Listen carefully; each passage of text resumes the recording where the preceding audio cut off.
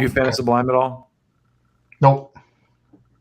So I thought Sublime first two records, 40 Ounces of Freedom, and well, they had one before that called Robin the Hood, but 40 Ounces of Freedom and the Sublime self-titled record were like, I think, hugely influential to a lot of, especially like if you're the skater, stoner ilk like I was. They were really popular before even What I Got blew up in the circles I hung out in.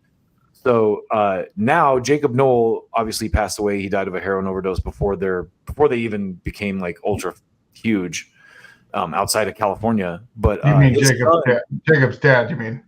What's that? You mean Jacob's dad, right? Bradley, yeah. Right, yeah. So his son now is singing for Sublime. That's really cool. Yeah, and this is I coupled this. So this image of him right here, that's Bradley playing to Jakob. Wow. And that's from the inside of the Sublime record. Like that's literally a photo. That's so cool. Yeah. And so I thought I just kind of touch on this as like a feel-good story. Jakob Nowell, the new singer of Sublime, has named a trio of legendary acts who have influenced his vocal style, including some metal singers, which some fans may find a bit surprising. Not really because of the era he grew up in, but right. Jakob is the son of Bradley Nowell, Sublime's original singer, who died in 1996. Bradley's death was tragic in a multitude of ways.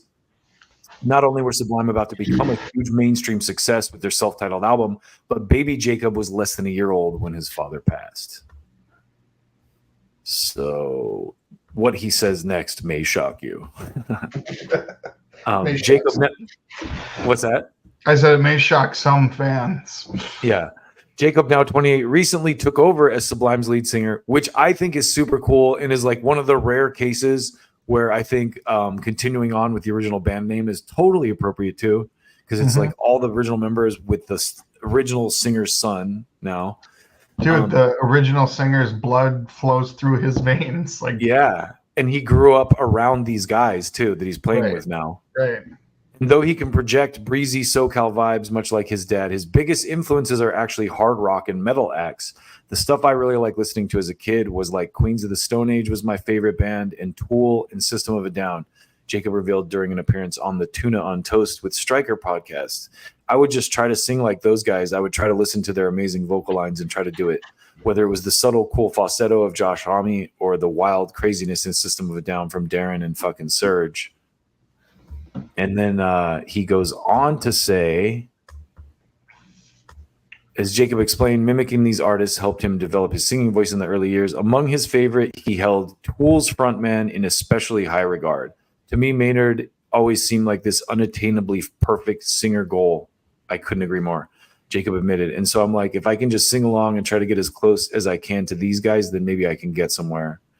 And it took me a while, but now I'm actually pretty proud of what I could do vocally.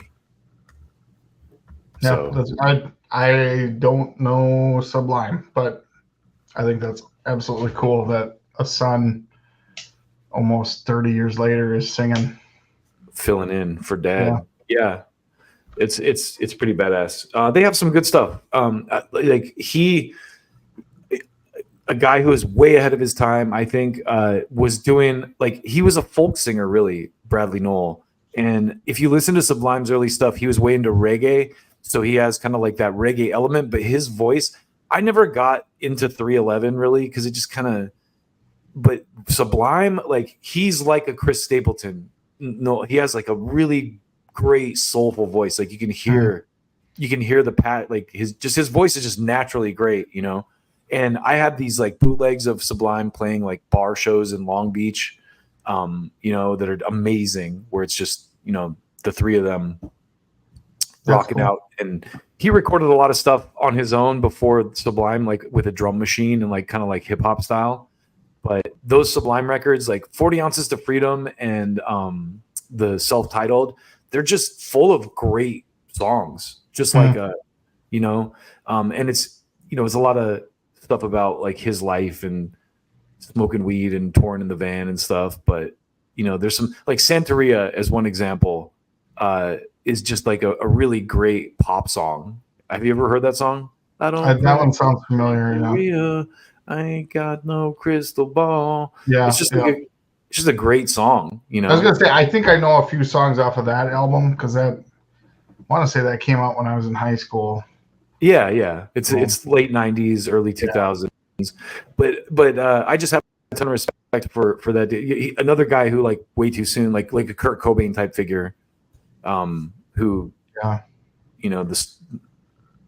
He had what's crazy about Sublime too. Before we close out too, is he has a song, one of my favorite Sublime songs, honestly, called "Pool Shark," that's about shooting heroin, and the chorus line. The end of the chorus, he goes, "One day I'm gonna lose the war."